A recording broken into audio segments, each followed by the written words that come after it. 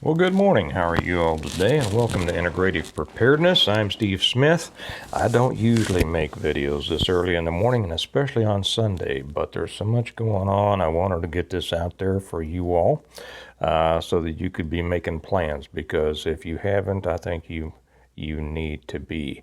The crash coming up, it looks like there's a real good chance of bank runs starting tomorrow, Monday, the 13th.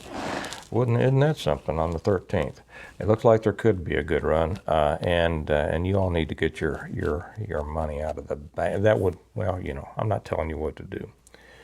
It might not be.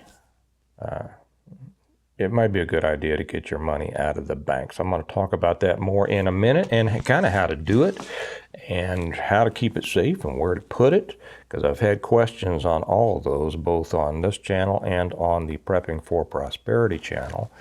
I get into it a lot more over there because that's about money and stuff like that, but I want to touch on it here because it's important to you all. Before we get into that, I want to remind you that this and all of my videos are brought to you by our sponsors, the Stonemont system. I'm going to have to use more than one hand here pretty soon. The Stonemont series, my books on total collapse and it's not a banking collapse, but it's a collapse of the world, how to prepare for, how to survive, and how to rebuild after a total collapse.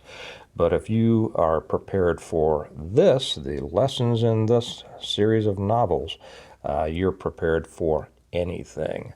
And the latest one, and that's, if you haven't got them, they're called the Stonemont series. Would love you to have them and read them, because if you're a serious preparedness person, and you haven't read these, you need to. There's not a question that I've ever been asked that I haven't already answered in detail in these, and thousands of people around the world agree with that. And the latest one that just came out, Hostages to Fortune. This is the first one that's also in addition. These are available through Amazon in both paperback and Kindle. Or they're available for me. I'll talk about that in just a second. This one is also available in paperback or Kindle, but it's the first one that's now available in hardback. Yes, it is, and it came out very well. And you can also get these from me. How to do that, how to order either through Amazon or from me, is right down below in the description and a pinned comment. And I'm just real excited about these. This one is blowing it out on sales. I think this last week has just been record after record. For anybody, also, this was kind of neat, for anybody that hasn't, that buys the entire set, they will, from me. I can't do this through Amazon, but if you get it from me, I'm going to throw in a free copy to you. It's not a free. It's $9.99 on Amazon, but I will stick in the new Stonemont notebook. Very, very cool. It's a notepad for you to keep your list, your notes, and everything like that. But it talks about a little bit about what Stonemont is, and it is a neat looking notebook, inspired by Sherry Fan Coley, who allowed me to steal her ideas. She's very nicely about that. And this will be something that you real Stonemonters will enjoy having on your desk or your side table to write your thoughts and your notes. And I'm already using mine. And so if you get the book set from me, you'll get that for free. Or you can buy it, if you'd like, off of Amazon. Also, I just put over on the Patreon channel, Chuck Norris versus Bruce Lee. Who would win? The age-old question, right? The important question. Who would win between those two? I had somebody make a comment on the Patreon channel a couple of days ago, because I put up, Chuck turned 83 the other day, and I put up his picture, and somebody made the statement that, I forget, he'd wipe out Bruce Lee, and there's been that discussion for years and years and years. So I happen to be in a situation to maybe have some information that might enlighten you on that. So if you'd like to go over. If you're not with us on Patreon, by the way, you should be. You need to be. That's where a lot of extra stuff gets put. And and again, it's like the books. If you're serious about, if you're not just a preparedness tourist who likes to bounce among channels, and so, to see how the world is going to end today, and according to various creators, if you're serious about it, you need the books. You need to be with us on Patreon. It is a real community, and it's not just the stuff that I put up there. We have some brilliant people over there. The community section is outstanding. The comments are so illustrative, so informative. We got some bright people. So if you're not with us on Patreon, you ought to be. I wish you were. The link is down below. Okay, now this, I'm going to read you something here. If you haven't, and you probably have been keeping track of, let me get my laptop back up here. There we go. You probably have been keeping track. You know of the collapse of the SVB Bank. I'm just going to cover this quickly here. I'm going to cover it a lot more in detail over on the Prepping for Prosperity channel, which is just booming also. That thing is growing, and that Patreon channel is booming because of the extra material that I put up. For instance, okay, let me back up for just a second. SVB Bank, it collapsed. I'm going to tell you here how big it collapsed. I don't think a lot of people understand this. On Thursday, well, let me back up. Until this happened, the biggest bank run in modern U.S. history was at Washington Mutual back in 2008. And you know what happened back then. That's what started that huge crash. Okay. And during 10 days, now keep these, I know that numbers are hard, but keep these numbers in mind. Over a period of 10 days, that run took a total of $16.7 billion over 10 days. Okay. Big stuff, right? Well, you think? SVB, Silicon Valley Bank, on Thursday, in 12 hours, $42 billion. $42 billion in 12 hours, as opposed to the previous one of 16.7 billion over 10 days, which caused that crash back in 2008, 9, 10. Okay. As opposed to what happened one day, Thursday, 12 hours, $42 billion. This, I put this up. This is the kind of stuff, if you really want to get into this and you want to see how bad things are, because I know there's going to be a lot of people screaming and oh, it's too bad. They don't know how bad it is. This kind of stuff that I put on the Prepping for Prosperity Patreon channel, because I want my people there to have all of the information. I put that up. I put up other articles from other financial leaders and experts saying that they expect this to be a bloodbath. Okay, let's get back to what you need to do. I have always been a proponent of keeping cash on hand. And I had a friend of mine yesterday morning. First thing he called me, he says, how much money should I take out of the bank? I said, all of it. All of it except what you need to keep, to pay your bills electronically for the month. And the next month, put in what you need, or, you probably got direct deposit constantly feeding your account, hopefully. But don't leave more in there than needs to be. First off, it's out of your control. Why leave a whole bunch of cash in a bank account? It's not doing you any good. Okay, it's not earning you interest. It's not working for you. It's just sitting there, and you can't go get it anytime you want. Okay. Well, yeah, I can go over to the ATM. Well, okay. Well, what if the ATM's not working? What if there is a a cyber attack against your bank? What if, like what happened to the people at Wells Fargo Bank, that all of a sudden that Wells Fargo said there was a glitch, that people's deposits weren't showing up in their accounts? All these things can happen. Are beyond your control. And one of the tenets that I hammer with integrative preparedness is it's about being able to function well, not just survive with beans and rice, but function well outside the support of those outside interdependent systems over which you have little or no control, and one of those is a bank. Okay, now whenever I say that, I'll get these little snotty comments about, oh yeah, your cash isn't going to be any good when they make it illegal and go to a crypto or a central bank digital currency. Well, my cash is plenty good now. Okay, smart guy. That's always said by somebody who doesn't have cash. I guarantee you. Cash is worth plenty now.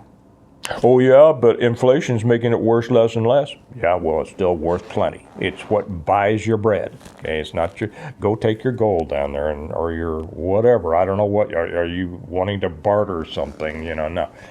This world runs on cash. It runs on money. Come on. I mean, until we make huge changes, that's the way the world is. So stop this silliness about So get that cash. And the other one is, well, how are you going to keep it safe? I'll tell you a funny story, and this isn't how I suggest. My dad used to sell insurance, and he'd be at people's houses sometimes late in the evening when he was just getting started. He said that over in the working class areas in Kansas City, Kansas, a lot of those people paid cash. Now, in the more affluent areas, people would write a check, right? But in the working classes, the places that didn't trust the banks, right, they kept cash on hand, and they had all sorts of ways to hide it, right? He said the most unique way was a guy brought out, he agreed to buy the policy my dad was suggesting for him, and he went back and he brought out a big jar, and he pulled out a bunch of Brussels sprouts. And he put them on the table, and my dad's thinking, boy, I'm sorry, I don't take Brussels sprouts. And the guy started unwrapping these things that my dad said looked like Brussels sprouts, and they were all dollar bills, $5 bills, $10 bills, $20 bills. Interesting, right? I don't suggest you wrap yours up like Brussels sprouts, and I don't suggest you bury it in the garden, and I don't suggest you do all sorts of things. Freeze it in a ice tray you can if you want. It's all right. What do I suggest? Put it in a safe. Put it in a good fire-resistant safe. Now, there's no such thing as a fireproof safe. You want it to where people can't steal it, and you want it where a fire isn't going to burn it. And the best thing to do is to have a good safe. Liberty safe is great, but a big safe in your basement, okay? Why in your basement? Because, first off, nobody's going to go down there and carry it out. It's going to be so heavy, and you can secure it. I would suggest you drill the concrete and secure it into the concrete. The safe installation companies would be happy to do that for you. Liberty Safe is good. It's not the only safe company, but they're good. And it's a place for all your valuables, your guns, your valuables, your important papers, all of this. Why not up in upstairs? Well, if a fire happens, guess where fire goes? Goes up, right? Fire doesn't really go down into the basement much. It'll burn through the floors. After a while, but the heat rises, right? Well, actually, heat doesn't rise. Cold falls and forces the heat up. But let's not get too technical about that. Your house goes alight, the flames are going to go up. Down in the basement is not going to be where the danger is. And if the fire department puts out your fire and your basement is full of water, it's, just dry out your money. It's going to be fine. That's where I suggest to put it. Just put it in a safe. And, crying out loud, be your own bank. You don't need these yahoos, to keep your money for. What good's it doing? So that's what I suggest. This thing could crash. This thing could run the gamut. It could, these things are going to cascade. We don't know how far down it's going to go. There's no way to know the ramifications, the ripples of this. But be safe. I don't keep much money in the bank. I put money into the bank as I need it. Well, how do you do that, Steve? Well, I talk about that more over on the other channel. And I've learned not to get into the money too much on this channel because I just got too many people that, oh yeah, well, what about? Instead of learning, these people just want to try to show how smart they are. I'm not interested in that. So I'll talk about that over there. And also, I'm going to talk about over there for those of you, and the link is down below, for those of you who are really serious about this. If this crashes, I've been waiting for a crash. I've been waiting for a crash. Or I've told people for years, don't buy stocks, don't buy real estate. It's the stupidest money. I don't care if Grandpappy told you to buy land, buy dirt. They're not making it anymore. Well, Grandpappy hopefully didn't tell you to buy it when everything was high, or Grandpappy was stupid. No, I've been waiting for, and all this time I said buy food and guns and ammo, right? And if you did that, you did well. Not in the last couple of years because they've been sky high. Now they're coming down. But you did well. I've been waiting for a crash because you know what happens in a crash? That's when you can get rich. That's when you can get rich. Now, right now, there's two people pounding on their keyboards. I think that's a terrible thing to want to get rich off of other people's misfortunes. I didn't make them have misfortunes. Okay? Let's be real honest here. Let's get off of our moral high horse and say, I refuse to take advantage of other people's misfortunes. I'm not taking advantage of any individual's misfortunes. What I'm saying is I recognize the ups and the downs, the highs and the lows, the ebbs and the flows of the financial markets, and I have been waiting for things to go down. Do you know why I want them to go down? Not because of the pain it's going to hurt everybody, and I don't want them to go down, but I tell you what, I'm waiting. I'm going to take advantage of it. When things go down, you know what I'm going to do? I'm going to buy. I'm going to buy. Stock's going to be on sale. Real estate's going to be on sale. You know that dirt that Grandpappy thought was, they're not making any more of? You know what's going to happen to the value of land? So anybody who's been in good shape, who's been smart and has waited like I've advised, keep your money. You've heard me say for years, stack cash. Okay. Do you remember when Ford stock was 50 cents a share? Probably not, because you probably don't follow it. Most of you. I follow that stuff. It's going to happen again if this thing goes like it looks like it might. Okay? All right. I'm going to because I'm getting into more strategies and things like this. I'm going to save this for the other channel over there. If you're not with us and you care about, and you really want to, and I'm going to say this again, I know this butt hurts some people, and I don't care, because they're not dealing with reality. If you really are concerned with preparedness, and you are not concerned with financial preparedness, you're not concerned with preparedness. Did that make sense? Preparedness is everything. It's not just beans and rice and ammo and guns and mountain house and bug out bags, all right? Okay. Do you see the collapse and the calamity that's happening right now? Your bug out bag is not going to help you. Your ammo is not going to help you unless you want to use it to go rob a bank, and I wouldn't suggest that. Okay.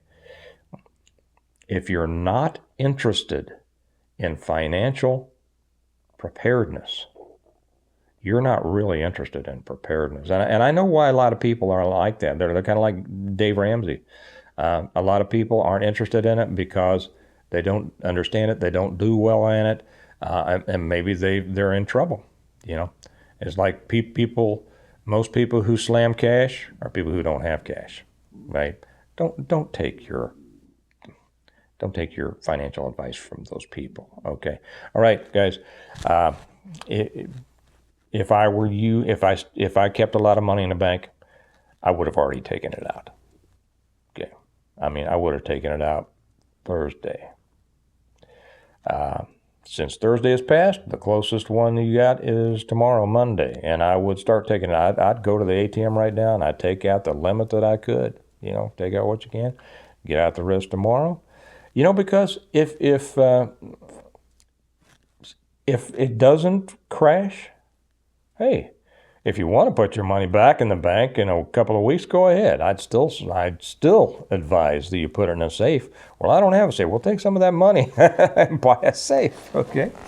It's going to be well worth your time and your money.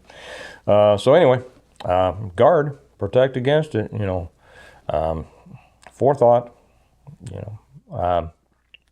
So I'm going to get over and make that one over there. Remember that the books, you can get the books, the whole series, on Amazon or from me. The information is all down below. And for people buying the entire series, and I know people already are, and I know a lot of people are buying the whole series that already have the books because they're buying them for gifts and things like that. You are jam up, man. I mean, you are something. Spreading the word. There is no better way to spread the message of preparedness than giving these books. I won't say books like these books to your friends, okay? And for people buying the whole set, you're going to get the Stonemont notebook at no charge, stuck in there by me personally because I love you. All right, you all have a good day. Remember that we prepare well today in order to live well tomorrow, and I'll talk to you tomorrow. Bye-bye.